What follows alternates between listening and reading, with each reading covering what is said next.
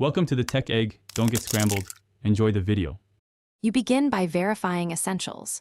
Check that your controller has more than 20% battery and that the device you're using runs a supported browser or the Xbox Cloud app.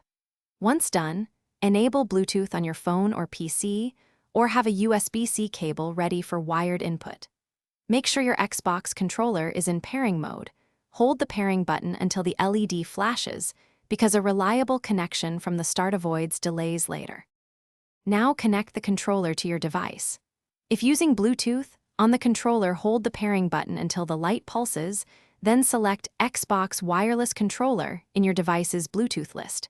If wired, plug a quality USB-C cable into both ends and allow drivers to install. Make sure the Cloud app recognizes a controller input.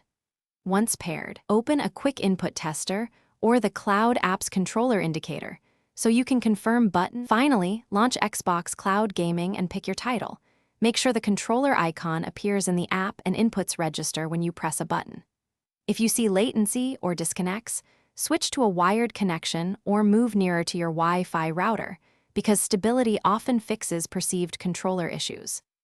If pairing fails, remove the controller from Bluetooth devices, reboot the controller and the host device, then repair. This reset resolves most stubborn connection problems quickly.